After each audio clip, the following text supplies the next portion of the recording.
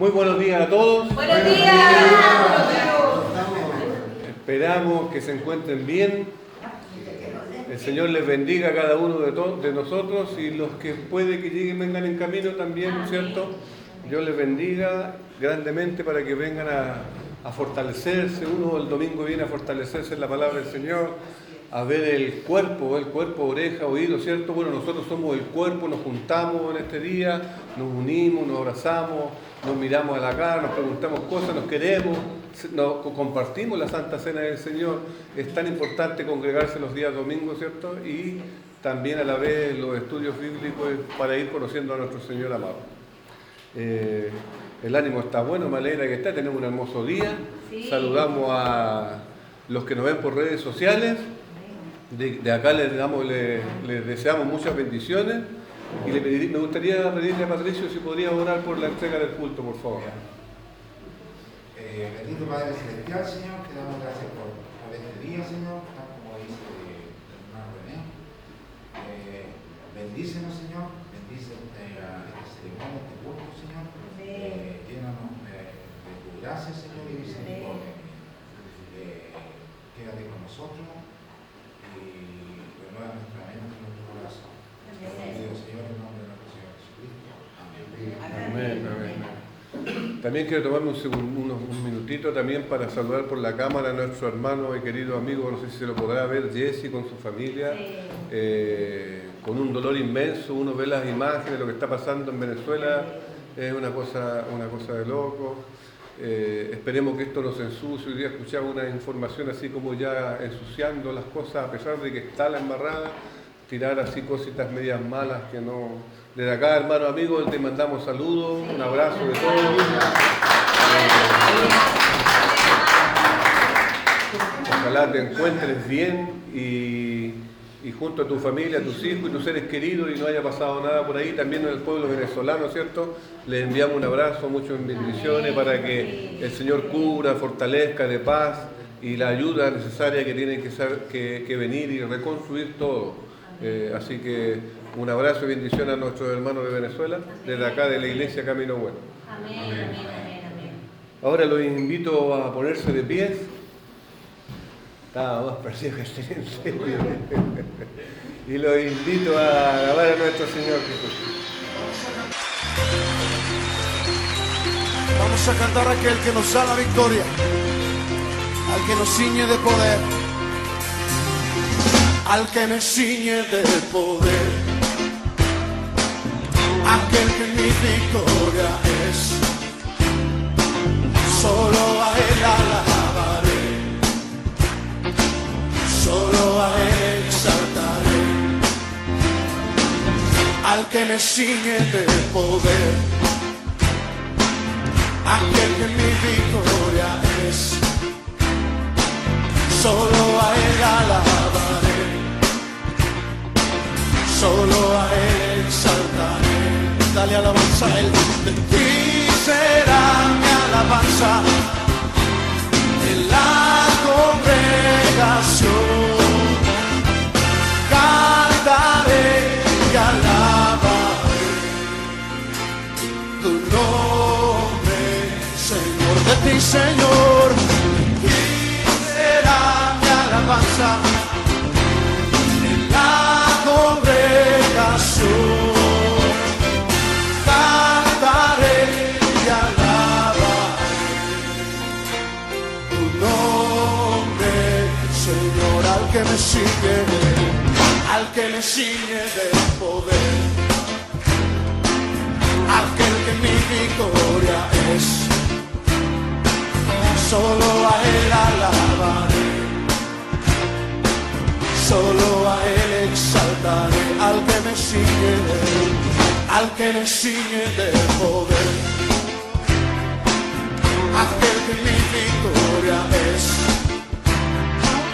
Solo a él alabaré, solo a él exaltaré. De ti, Señor, de ti será mi alabanza en la congregación. Cantaré y alabaré tu nombre. ti, Señor, de ti será mi alabanza en la congregación. Cantaré y alabaré tu nombre, Señor, de ti, Señor, y será mi alabanza en la congregación. Cantaré y alabaré tu nombre, Señor, tu nombre, Señor, tu nombre, Señor.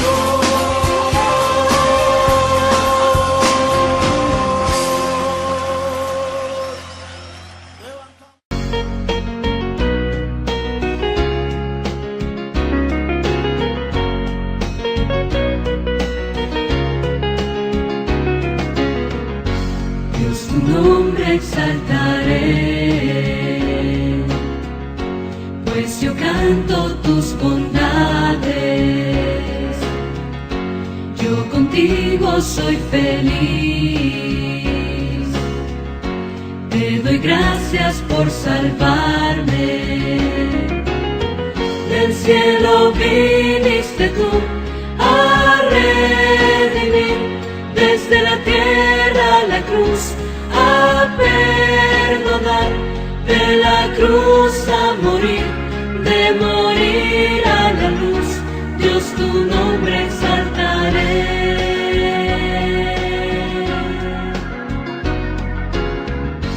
Dios, tu nombre exaltaré, pues yo canto tus bondades. Yo contigo soy feliz.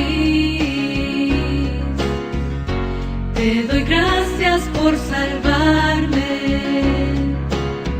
Del cielo viniste tú a redimir, desde la tierra a la cruz a perdonar, de la cruz a morir, de morir a la luz. Dios, tu nombre exaltaré.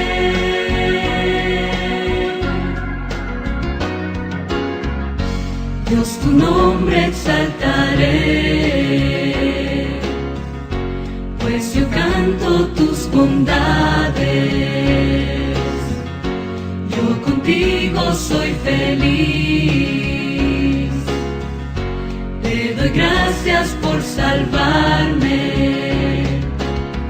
Del cielo viniste tú a redimir, desde la tierra a la cruz a perdonar, de la cruz a morir, de morir a la luz. Dios, tu nombre exaltaré.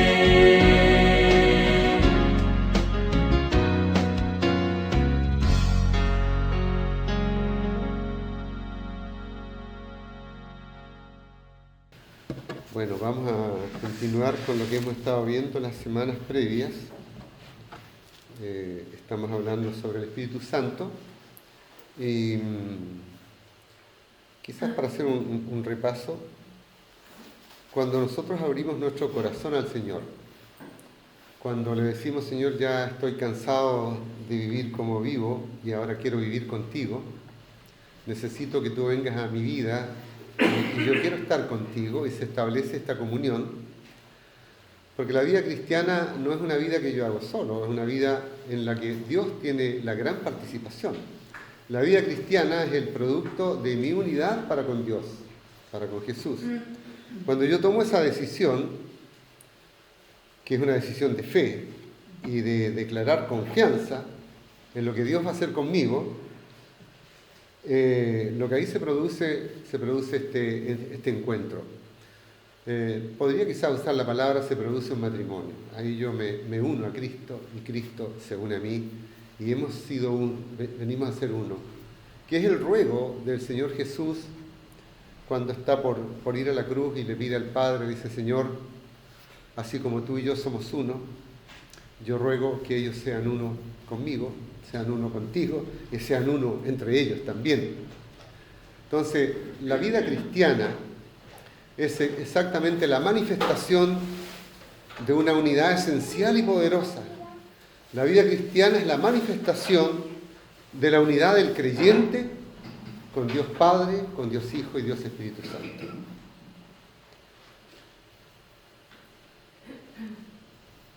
Dios el Padre, en este diálogo de la Trinidad, cuando el hombre desobedece en el huerto, Dios el Padre tiene propósitos, y por ese traspié, entre comillas, que hay en el huerto en que Adán y Eva abandonan la relación con Dios, no es que Dios dejó las cosas botadas. Dios no es como nosotros. A veces uno hace un intento de hacer algo, la cosa se frustra, no hago ninguna cuestión más y mejor hago otra cosa y se va. En su amor, la divinidad diseñó al ser humano para vivir en comunión con Él. Y dice que el propósito de Dios es tener muchos hijos iguales a Jesús. Ese es el propósito. Este es mi Hijo amado en quien yo tengo complacencia. Si el Señor se complace en Jesús y tú te unes a Jesús, tú eres parte de esa complacencia de Dios. Pero esa complacencia tiene que generar en ti una nueva persona, una nueva vida. Tiene que generar a Cristo en mí. Porque Cristo en mí es la esperanza de gloria. Y todas las promesas en la Escritura están para los que están en Cristo. De modo que si alguno está en Cristo, ¿qué dice? Nueva criatura es. Y si uno busca la expresión en Cristo, bueno, en Cristo es donde nosotros vivimos y en Cristo es donde yo me uno a Dios Padre, a Dios Hijo y a Dios Espíritu Santo. Vimos, parece el domingo pasado, el antepasado, esta imagen de la vid, donde Jesús dice, yo soy la vid verdadera y vosotros sois los pámpanos. Todo pámpano que está unido a mí lleva fruto. Y el pámpano que lleva fruto dice que Dios lo va a cuidar, lo va a fertilizar, lo va a podar. ¿Para qué? Para que lleve más fruto. Entonces el propósito de Dios para nosotros en ese aspecto es que permanezcamos unidos a Él para que nuestras vidas sean productivas y sean fructíferas. Una de las cosas tristes que a uno le ocurre es ver cómo el ser humano de pronto pierde tanto tiempo y pierde tanta vida en cosas que no valen la pena.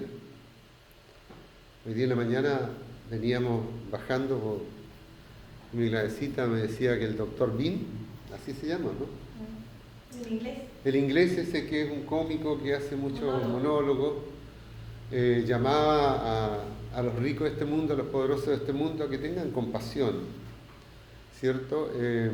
Y ahí hay un propósito, ahí este hombre lo que está queriendo decir, yo viví, yo estuve, y está todavía en un lugar de privilegio, pero no hay satisfacción ahí.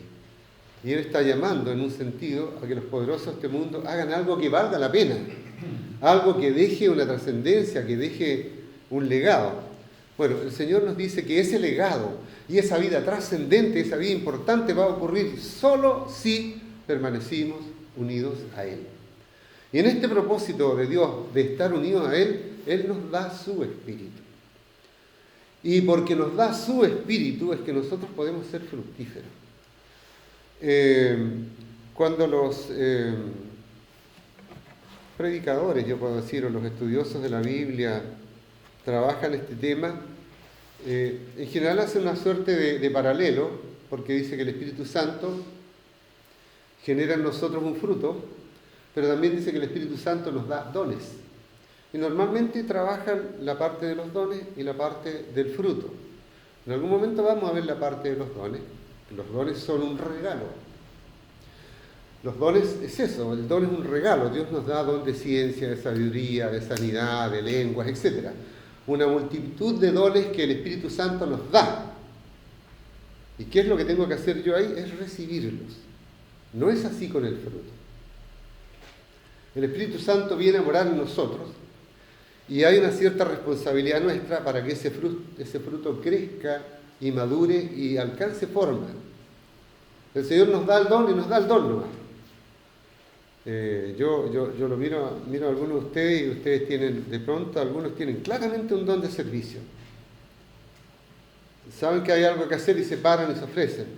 Hay otras personas que tienen un don de consejería. Tú le presentas una situación y te le estás presentando la situación y la persona está haciendo el diagnóstico, haciendo todo, y te dicen, ¿te puedo decir algo? Sí. Mira, lo que pasa es esto, y yo te aconsejo que hagas esto, que dejes de hacer... ¿Me entienden esto? De pronto, que alguien en el mundo haga eso, tienes que pagar de partida una consulta 80 lucas. Ir ahí, te hacen una entrevista y después ya vengan 2 semanas más, 80 lucas más, y pasa el tiempo y no hay respuesta. No es así en el pueblo de Dios. Que de pronto hay alguien que está súper enfermo y uno va y dice, en realidad, ¿qué es lo que tengo a mano? El Señor me manda, el Señor, que hay que orar por los enfermos. Tenga yo o no tenga el don de sanidad, mi deber es ir y voy y oro. Y muchas veces los enfermos sanan y se levantan. Otras veces no, pero el hecho de que alguien fue, oró, impuso manos sobre él, en general se produce un alivio y se genera en la persona una gratitud, se genera un cierto descanso, y es porque el Espíritu Santo, a través de los dones, está obrando ahí. Eso es pura gracia, es pura bendición. Pero en el caso del fruto, aquí hay proceso. Yo siempre me acuerdo de René con esta palabra, proceso. Tú siempre dices que estamos en proceso, y es verdad. Hay un pasaje tan hermoso que dice que el que comenzó la buena obra, ¿qué dice?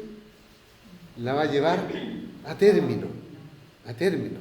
Eso significa que hay un proceso, que Dios empezó contigo un proceso. ¿Cuándo empezó contigo ese proceso? Cuando tú entraste en comunión con Él y cuando Él te dio tu Espíritu. Y el Espíritu Santo empieza a trabajar en ti. Y empieza a trabajar en ti. Tú tienes que abrir tu corazón, tú tienes que abrir tu voluntad. Porque aquí hay un proceso de voluntad. Él me da un don y yo lo recibo. Y le doy gracias porque lo recibo. Y ojalá pueda usarlo bien ese don. Pero en el caso del proceso, lo que está tratando de Dios hacer contigo y conmigo, cuando habla del fruto del Espíritu, que lo hemos visto acá en Gálatas 5, 22, 23, ¿lo puedes poner, por favor? El fruto del Espíritu no es otra cosa más que el carácter de Jesucristo. Y ese carácter de Jesucristo no se desarrolla espontáneamente, porque ahí entra en juego la libertad tuya, de aceptar el proceso de Dios en tu vida. Eso no significa que no seas salvo. Si tú diste un paso de fe, abrazaste al Señor, lo recibiste en tu corazón, eres salvo. Ya eres salvo.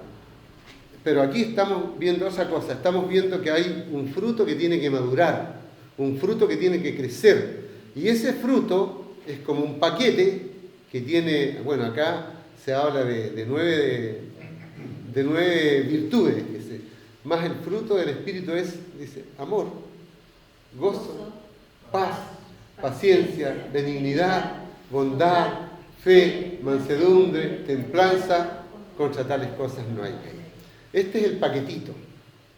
Si nosotros hemos recibido el Espíritu Santo, eso está en mí. Está en mí. La responsabilidad mía es aprovechar que hay un poder en mí y dar espacio para que ese poder crezca y se manifieste. En la medida que se manifiesta, en que yo le doy espacio, como dice Juan el Bautista, es necesario que yo mengüe para que Él crezca. Eso es lo que yo tengo que hacer. Cuando la Escritura dice, sed llenos del Espíritu Santo, nos manda, no dice traten de, no, sean llenos del Espíritu Santo, significa que yo tengo que abrir mi corazón, tengo que voluntariamente decir, Señor, ya trabaja en mí. Y esto es cada día hay que morir al hombre viejo para que el hombre nuevo, que tiene estas virtudes, crezca. Yo creo que uno entra al Señor y empieza este proceso de crecimiento, empieza el fruto a manifestarse. Pero este fruto requiere una serie de cosas. No te pedí un pasaje que está, no importa, en Primera de Tesalonicenses, en donde dice que el labrador antes de recoger el fruto, tiene que trabajar para que ese fruto exista y sea. Este fruto implica en ti y en mí un proceso de trabajo. Aquí no estamos hablando de la gracia de Dios. La gracia de Dios es que nos fue dado su Espíritu. Pero hay una reacción tuya que es a trabajar para que esto venga adelante. Yo sé nada de campo. Yo sé nada de agricultura. El Señor sabía mucho. Ayer fuimos al terrenito y creo que le mostré una planta chiquitita que hay que tiene pepinos. Y tiene hartos pepinitos. A mí me gusta mucho el pepino dulce. Que el pepino, siendo una planta que se siembra hoy día, probablemente a los 6 o 7 meses ya va a dar pepino. Pero también tenemos membrillo y tenemos durazno. Pero eso no pasa a los 6 o 7 meses. Tenemos un níspero que dice los estudiosos que el níspero da fruto a los 4 años. Pero sea cual sea, hay un trabajo previo. Hay una siembra, tienen que ser regados, tienen que ser abonados, tienen que ser podados. Y eso empieza a generar un proceso y ese proceso termina en un fruto. Y eso es lo que pasa con nosotros, hermanos. El Señor pone una semilla. Esa semilla es su espíritu. Otros pueden decir es la palabra, y es verdad. Él sembró en nosotros su palabra y la palabra da fruto. El fruto por el cual fue enviado. Y de eso estamos hablando acá. Cuando la Escritura dice que tenemos que ser fructíferos, acá tenemos un fruto que tiene que manifestarse. Y ese fruto, que es como un paquete, es el fruto del Espíritu en nosotros. Ahora, yo estaba buscando qué cosas ayudan, así como nosotros echamos abono a las plantas, las fertilizamos, las desinfectamos, las podamos, ¿cómo puedo pensar yo que este fruto crece? Y hay 4 elementos que son los que dan poder y crecimiento a este fruto. Y el orden, o sea, ni siquiera puedo decir que puede variar, sino que estas cosas pueden ir paralelas todas. Y una primera cosa que va es la palabra. La palabra es el gran elemento que nos fertiliza y que nos transforma. Pero yo no voy a ser fertilizado ni transformado si no consumo la palabra. Entonces yo tengo que consumir esa palabra. Te había pedido, Cami, un texto que está en el Salmo 19, 7 al 10, que a su vez esto es una canción muy bonita. No sé si se acuerdan de esta canción.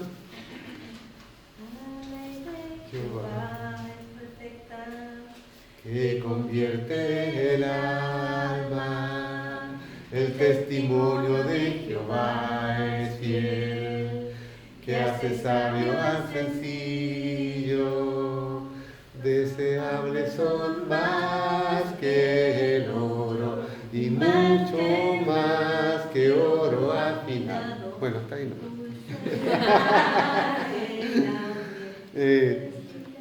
Uno podría buscar una cantidad enorme de textos en la Biblia para hacer referencia al gran valor y a la gran importancia que tiene la palabra de Jehová, la palabra de Dios.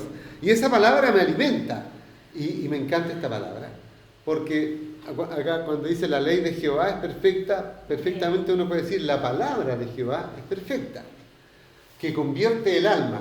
El proceso de transformación de nuestro corazón no va a ser posible si nosotros no dejamos que la palabra nos habite y que la palabra haga el trabajo que tiene que hacer en nosotros.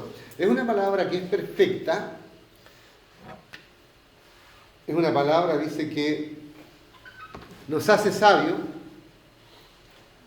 Dice que genera en nosotros rectitud, genera en nosotros alegría, nos hace puro, nos limpia, ¿Qué más dice? Esa palabra permanece para siempre en nosotros.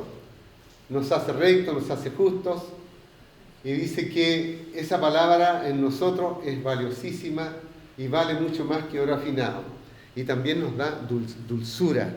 Si nosotros viéramos cada una de estas características, efectivamente estas características tienen que ver con el carácter de Jesucristo. Entonces, el mensaje es muy sencillo, hermano. ¿Quieres crecer? ¿Quieres ser fructífero? Tienes que tener un hábito. Y ese hábito es el hábito de la lectura, del consumo de la palabra, de cada día. No esperes crecimiento. No esperes crecer a la estatura de Cristo si no estás en un trato con la palabra. Nosotros trabajamos en grupos en casa. Otras iglesias lo hacen con reuniones en la semana, pero siempre está de por medio este gran elemento de la palabra de Dios. Y para nosotros ha sido una experiencia de ya de muchos años y siempre es para nosotros una experiencia gratificante. Yo diría que de 100 reuniones, por lo menos 98 o 99 nos dejan algo tan exquisito. ¿Y quién o qué es lo que hace que eso sea tan exquisito? Es precisamente la palabra de Dios. La palabra de Dios, nosotros nos sentimos ese gozo, esa satisfacción. Cuando termina la reunión siempre decimos, todo bueno en la reunión hoy día, la del miércoles, la del jueves, o la del lunes, a veces que lo hacemos por Zoom, por online. Siempre el elemento de la palabra es el que desata esta bendición, esta purificación. La palabra de Dios nos descansa también, nos hace descansar, porque hay una sabiduría que es poderosa. Como dice Santiago, porque la sabiduría humana dice que es animal y diabólica, no así la sabiduría de Dios, que es una sabiduría que nos transforma y nos lleva a la imagen de Jesucristo. A veces suena fuerte decir que la sabiduría humana es animal y diabólica, pero cuando uno mira lo que pasa sobre este planeta, cuando Dios nos puso sobre este planeta para disfrutar este planeta, para ser pleno en este planeta, lo que hacemos es destruirlo, y los recursos que genera ponerlos al servicio de la muerte y no al servicio de la vida. Realmente es así. Pero cada vez que experimentamos este trato con la palabra, realmente hay satisfacción y hay edificación. El gran valor de la palabra es extremadamente necesario si nosotros hemos decidido ser productivos. El Señor no es que no trabaje con emociones, trabaja con emociones, pero básicamente trabaja con decisiones. Y tú y yo tenemos que decidir ser amigos de la palabra, ser amigos de las Escrituras. Y esa palabra va a ejercer en ti un proceso de transformación, un proceso de bendición, de enriquecimiento. Esa palabra va a cambiar tu carácter. Si yo tomo esa palabra, la examino, ojalá en un espíritu de oración, en un espíritu de respeto, de estar abiertos a que Dios va a trabajar conmigo, esa palabra va a dar siempre muy buenos resultados y nos va a ir cambiando y nos va a ir corrigiendo. Había pedido otro texto, me parece, déjame ponerme la mente mejor. Esta palabra nos da perfección, nos da valor, nos da poder transformador. 2 Timoteo 2:10. No, perdón, era... Sí. Sí, parece, a ver. Claro, esa es. La anoté mal, pero te la di bien. Aquí Pablo está hablando con Timoteo, que es uno de sus discípulos favoritos, y le está aconsejando a Timoteo, que está en medio de algunas iglesias que son medias complicadas, y él está liderando. Pero para liderar, fíjate que Pablo le da este consejo a Timoteo. Le dice, procura con diligencia presentarte a Dios aprobado. En el fondo acá le dice, por favor, Timoteo, sé serio, sé cuidadoso, sé comprometido en lo que tienes que hacer, para con Dios. De esa manera dice que vas a ser aprobado como obrero que no tiene de qué avergonzarse. Es interesante porque el obrero, una de las cosas que esencialmente hace un obrero obra, un obrero trabaja, un obrero está en la obra. Y le dice que como obrero, dice que no se avergüence, pero le dice que una característica de ese obrero que trabaja, que se esfuerza, dice que usa bien la palabra de verdad. Otra traducción dice que traza bien la palabra. El hecho que la usa o que la traza, en el fondo es que Timoteo tiene un trato con la palabra, conoce la palabra y sabe ubicar y sabe dar la palabra. En el transcurso de mi vida cristiana he conocido gente muy humilde y muy sencilla, algunos de ellos sin educación formal, pero que tienen un conocimiento de la palabra extraordinario, que ante cada situación tienen un texto bíblico. Algunos se lo saben hasta de memoria, y te dan el texto clarísimo de Deuteronomio 2:28. A mí no me daba tanto. Con suerte me sé Juan 3:16. Y Juan 1:1. Con suerte. Pero, ¿cuál es la gracia? El obrero, y Dios dice que está llamando, dice, mirad que la mies es mucha, rogad al Señor de la mies que envíe obreros a sus mies. Y ese es el llamado que hay para ti y para mí, a que seamos obreros. Y el obrero no es el que descansa, bueno, descansa cuando le corresponde, pero que trabaja, que obra, que opera. ¿Y cuál es el gran arma? ¿Cuál es el gran recurso y el gran instrumento con cual opera el obrero? Es con la palabra. Con la palabra. Y Pablo recomienda esto a Timoteo.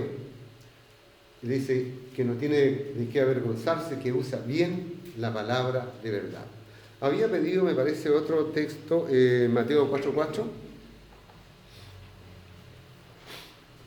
¿Se acuerdan de esto, no? Sí.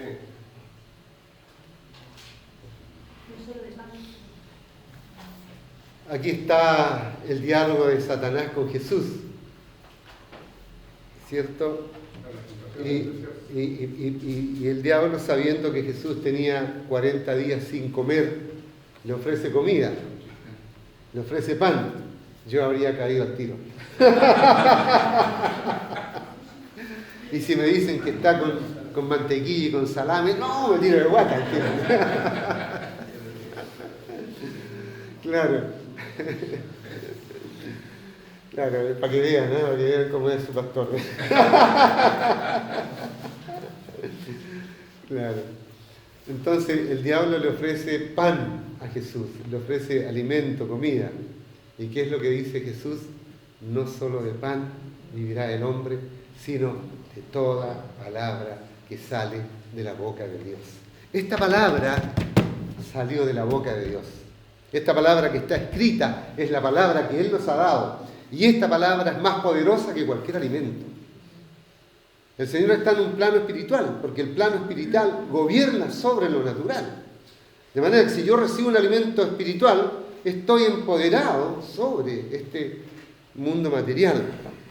El espíritu manda sobre la materia.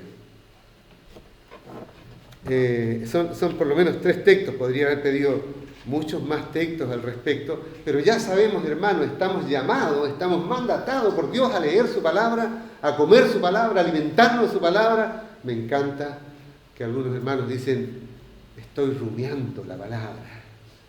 ¿Y cómo eso? Es que, ¿sabes tú? Leí un trozo de Hebreos acerca de los mártires de la fe, por decir algo. ¡Qué texto más maravilloso! Entre paréntesis, uno de los textos que a mí me conmueve, de ver la historia de los mártires de la fe. Muchos de ellos no vieron lo que esperaban, pero lo creyeron. Y nosotros estamos viendo y viviendo aquellos que ellos anunciaron, que quisieron verlo y no lo vieron, y murieron por eso. ¿Quién va a morir por aquello que no ve? Ellos murieron. Bueno,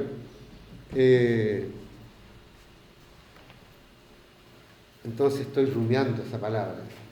Gracias. Rumiando significa la estoy procesando. Hay muchas palabras en la Escritura que uno no las entiende de buenas a primeras. Pero un buen consejo es, si no la entiendes no importa, pero trata de memorizarla. Porque en algún momento vas en cualquier parte y te cae la chaucha, como decimos en Chile. ¡Wow! Esto quería decir, es maravilloso cuando se abren estas ventanitas como de revelación de Dios sobre su palabra, pero eso no lo vamos a tener si no tenemos el trato con la palabra. Así es que es tan importante para alcanzar un buen fruto ese gran elemento que es el proceso de trabajo con la palabra. Un segundo elemento es la oración. Me parece que aquí te pedí solamente 2 textos, y básicamente son 2 textos en donde vemos al Señor Jesús orando. ¿Saben ustedes que el Señor no hacía nada si no lo consultaba con el Padre? Nosotros estamos acostumbrados a orar y a tirarle una cantidad de peticiones al Señor, como si Él estuviera a nuestro servicio. Y, Señor, te ruego por esto, te ruego por lo otro, te ruego por lo demás allá, y ojalá, Señor, que sea rapidito. Sí, porque ya estoy muy nervioso, así que apúrate. Tenemos al Señor como alguien que nos tiene que servir y usamos como elemento para presionarlo la oración. Te pido que me suban el sueldo, te pido esto, lo otro. Bueno, no está malo, en el pedir no hay engaño. Pero el Señor Jesús, cada vez que oraba, en el fondo iba a buscar fuerzas, iba a buscar consejo. Dice, porque nada de lo que yo hago lo hago por mi cuenta. Todo lo que yo hago lo hago porque lo he conversado con mi Padre. Y lo hago porque vi que Él lo hizo, o lo hago porque Él me dijo que lo hiciera. De manera que si ustedes están viendo que yo soy una persona distinta, que hace cosas, las cosas que hago, bueno, no son mías. No son mías. Bueno, si no quieren creerme a mí, no importa, pero al menos crean a las cosas que yo hago. Y esas cosas que yo hago, no las hago de mi propia cuenta, sino las hago porque el Padre me envió que las hiciera. Te había pedido, me parece, primeramente, te pedía Juan, ¿o no? 17. Juan 17, perfecto. Tomé este pequeño trozo, bueno, aquí no es tan pequeño, pero podría haber tomado muchos trozos. Aquí en Juan 17 es ya cuando el Señor está por ir a la cruz. Y está orando por ti y está orando por mí. El Señor se empoderaba y le levantaba a Él estas cosas delante del Padre y tenía un diálogo con Él. Así como Jesús, que supuestamente podría decir uno no necesitaba orar, oraba y oraba mucho, hermano, además de leer la palabra, de procesar la palabra, ora. Ojalá nos acerquemos. Dice, pero ahora voy a ti y hablo esto en el mundo para que tengan mi gozo cumplido en sí mismos. Está hablando con los discípulos. Yo les he dado tu palabra y el mundo los aborreció, porque no son del mundo como tampoco yo soy del mundo. No ruego que los quites del mundo, sino que los guardes del mal. No son del mundo como tampoco yo soy del mundo. Santifícalos en tu verdad. Tu palabra es verdad. Como tú me enviaste al mundo, así yo los he enviado al mundo. Y por ellos yo me santifico a mí mismo, para que también ellos sean santificados en la verdad. Mas no ruego solamente por estos, sino también por los que han de creer por mí, en mí, por la palabra de ellos, para que todos sean uno, como tú, oh Padre, en mí y yo en ti, que también ellos sean uno en nosotros, para que el mundo crea que tú me enviaste. Aquí vemos al Señor Jesús derramado en amor delante del Padre, intercediendo no por Él, intercediendo por ti, por mí, intercediendo por la iglesia. Y ahí yo veo que Él está derechamente intercediendo por mí y por ti, porque dice, te ruego no solo por los discípulos de ahí, sino por los que van a creer. Y yo y tú hemos creído, porque ellos fueron fieles. Pero voy acá a un elemento tan importante, que el Señor en un momento crucial de la vida se arrodilló, se entregó delante del Padre, y es lo que tenemos que hacer cada día. La oración es absolutamente fundamental.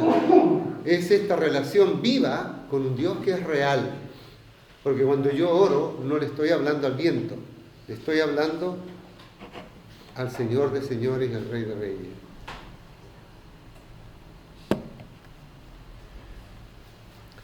Aquí el Señor pide por tu gozo y por mi gozo. El Señor pide para que su palabra trabaje en nosotros. El Señor pide para ser librados del mal. Pide que seamos santificados y que la palabra es la que nos santifica. Mira qué interesante. Ruega por los que han de creer, etc. Otro segundo texto que te pedí fue Mateo 26.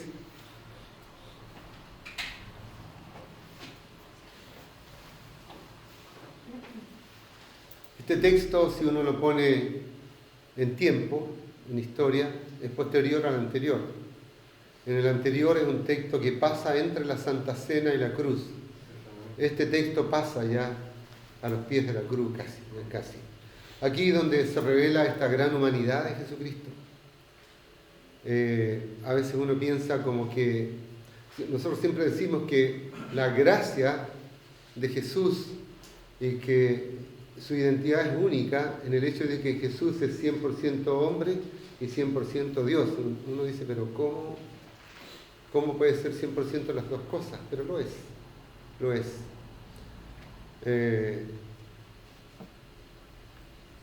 Él tiene una voluntad humana. Y en esa voluntad humana Él entiende lo doloroso y lo terrible que es ir a la cruz. Pero sabe que la voluntad divina es que tiene que ir. Y todo este proceso Él lo hace en una oración muy, muy dramática. En el mismo texto dice que la angustia de Jesús era tan grande que el sudor era como gotas de sangre. Yo nunca he visto eso, pero sí he visto, y yo mismo he experimentado en momentos complejos de mi vida, que la angustia, la crisis, el dolor, el peso de la circunstancia es tan grande que uno transpira y uno se debilita enormemente. Por lo menos recuerdo episodios de mi vida en que el nivel de mi fragilidad humana, espiritual, fue tan grande que una de las manifestaciones era transpirar. Y aquí está el Señor, derramado de corazón, con mucha autenticidad. Cualquiera que quisiera cuidar su espalda y proteger su prestigio no mostraría este momento. Pero Él no escondió ese momento, no se lo escondió a Juan, a Santiago y a Pedro, porque ellos fueron testigos de este proceso. Cuando el Señor está por ir a la cruz, le dice, mi alma está triste hasta la muerte. Él lo dice de esa manera y le dice, acompáñenme. Y se lleva a esos tres a Getsemaní, al huerto, y le dice, quedaos acá y no dejen de orar porque yo voy a estar solo en comunión con el Padre. Este es un momento de un alto dramatismo, de un alto dolor, de una alta angustia, y el Señor vive ese proceso con el Padre. Él dice, Señor, no quiero.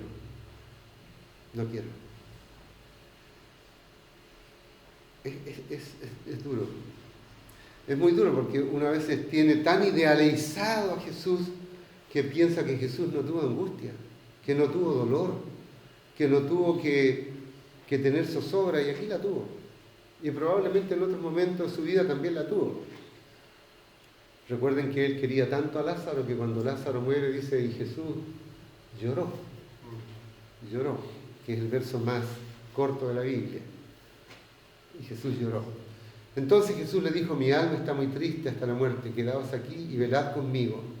Yendo un poco adelante se postró sobre su rostro grande diciendo, Padre mío, si es posible pase de mí esta copa, pero no sea como yo quiero, sino como tú quieres. Todo esto es una gran oración, es una gran, potente y poderosa oración, en donde uno abre el corazón hasta lo más profundo y se abre delante del Padre y se entrega. Entonces yo puse estos dos ejemplos, podría haber puesto muchos ejemplos de oración y cómo la oración es un gran alimento para nosotros. Es un elemento absolutamente necesario que fertiliza nuestro suelo, que alimenta nuestro suelo para que el fruto que vamos a dar sea un buen fruto. Nosotros vamos al terreno 2, a veces hasta 3 veces a la semana vamos a regar. Y a veces cuando vamos de nuevo ya vimos que aunque le echamos agua abundante a la planta, ya la planta está seca, el suelo está seco. Y yo diría que la planta cuando recibe la agüita está fascinada, pero cuando ya no le queda tiene que empezar a luchar.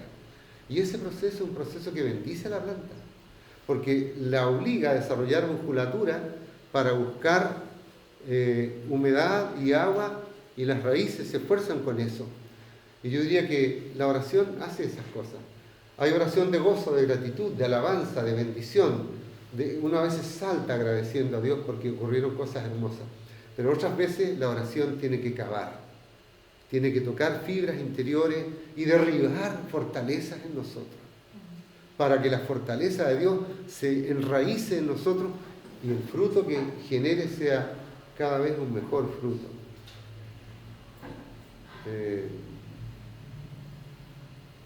Hace muchos años fui al examen de grado de una persona que era de agronomía, y me acuerdo que los profesores le preguntaron qué tenía que decir del gateo. Mira qué rara la pregunta, le preguntan a una persona que va a optar al título de agrónomo y le preguntan qué tiene que decir del gateo. Y la persona empieza a describir que el gateo es el proceso que desarrollan las raíces debajo de la tierra cuando no tienen agua. Y empiezan a extender las raíces, algunas raíces muy finas, que son las que se pueden desplazar en tierras que a veces son muy áridas, hasta que encuentran humedad.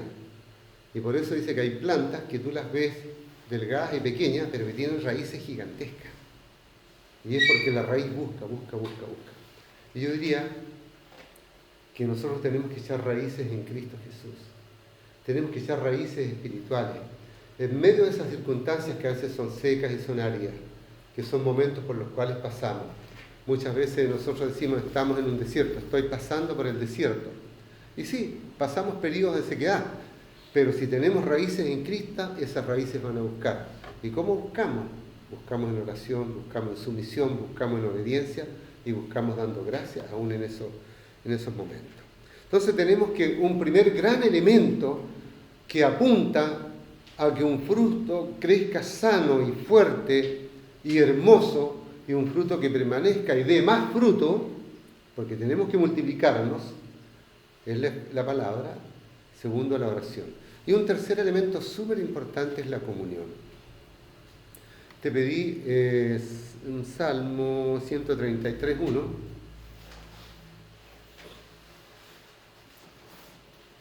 Esto también es un corito, Podríamos cantarlo.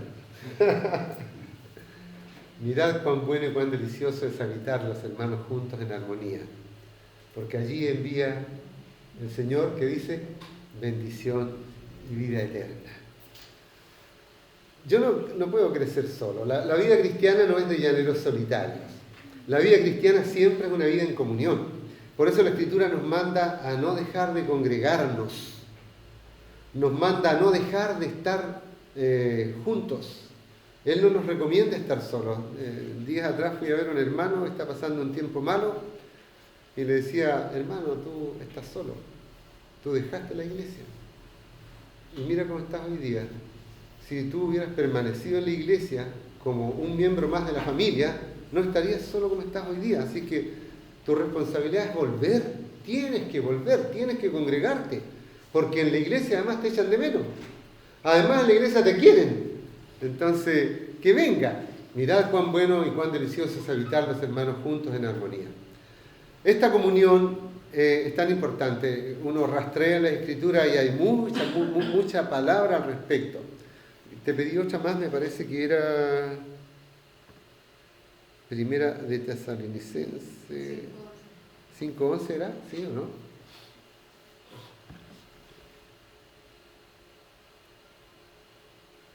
Claro, dice acá Pablo a la iglesia de Tesalónica, por lo cual animaos unos a otros y edificaos unos a otros, así como lo hacéis. Necesitamos ayuda, necesitamos consuelo, necesitamos que nos levante cuando andamos frágiles, pero también nosotros necesitamos dar para los que están necesitando. Esta es una cosa muy simbiótica en donde yo ayudo y soy ayudado, y eso no puede ocurrir si estoy solo. La comunión es una cosa absolutamente fundamental, y eso es lo que hace que este fruto también agarre dulzura. El fruto de Dios es un fruto no solo que nos alimenta, sino también un fruto que es bonito. Siempre conversamos eso, que todas las cosas las hizo bonitas. Yo me gozo con los colores que tienen las frutas. Yo encuentro las frutas todas bonitas, encuentro la sandía muy bonita. Cuando uno parte la sandía, además ese rojo de sandía no existe en ninguna parte. Los nísperos son bonitos, los mangos son bonitos, los duranos son bonitos. Todo lo que Dios ha hecho es hermoso. Y el fruto de Dios también es un fruto bonito y apetecible. Él quiere que eso seamos y eso somos. Cuando nosotros somos fieles al Señor y permanecemos en su palabra, permanecemos en su comunión, somos personas gratas. Somos personas gratas.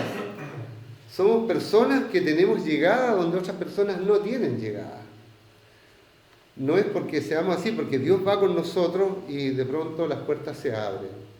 Donde las puertas a veces están cerradas para otros, se abren para nosotros, porque nosotros llevamos, porque nosotros somos esa fruta, ese fruto de Dios que es apetecido.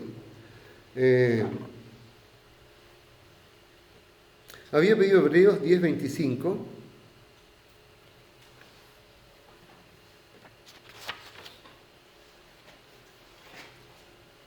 No dejando de congregarnos como algunos tienen por costumbre, sino exhortándonos, y tanto más cuando veis que aquel día se acerca.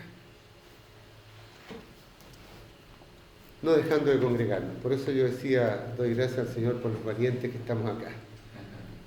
Estos valientes son los que se congregan.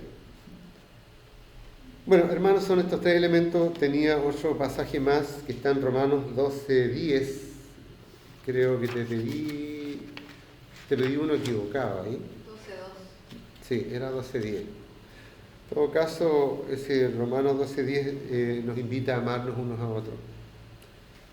El Señor Jesús dice: en esto conocerán que son mis discípulos, en que tenéis amor los unos por los otros, pero Pablo lo repite en Romanos 12:10 y todo esto tiene que ver con comunión.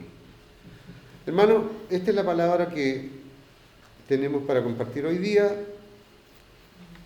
Estamos llamados a hacer el fruto del Espíritu, que el fruto del Espíritu crezca en nosotros, madure en nosotros con estas 9 virtudes. Hay otras Biblias, pues sabemos que hay varias versiones bíblicas. Nosotros decimos la Biblia católica, aunque en estricto rigor no es la Biblia católica, sino que es el canon griego, y ahí habla de 2 frutos más.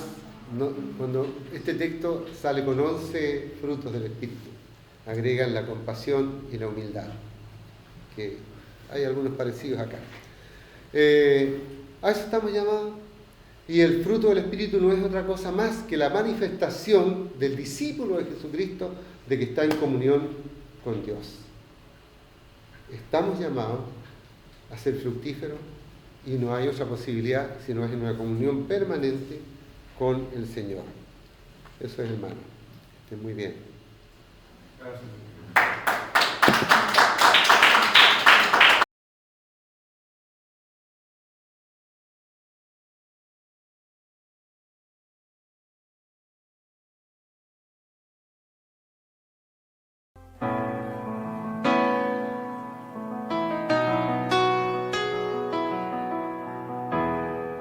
Cuando pienso en tu amor y en tu fidelidad, no puedo hacer más que postrarme y adorar. Y cuando pienso en cómo he sido y hasta dónde me has traído, me asombro de ti. Y no me quiero conformar. He probado y quiero más. Yo quiero enamorarme más de ti. Enséñame a amarte y a vivir conforme a tu juicio. justicia y tu verdad. Con mi vida quiero adorar, con todo lo que tengo y lo que soy, todo lo que he sido te lo doy. Que mi vida sea para ti como un perfume a tus pies.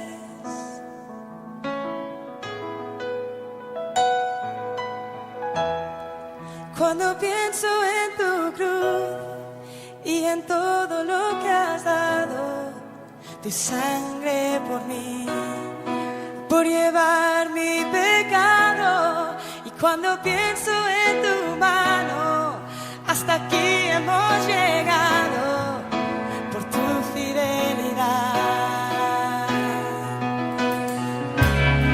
Y no me quiero conformar.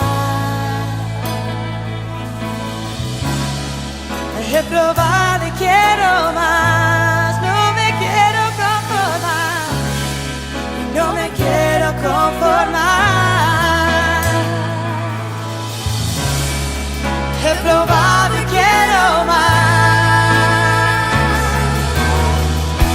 Yo quiero enamorarme más de ti, enséñame a amarte y a vivir conforme a tu justicia y tu verdad.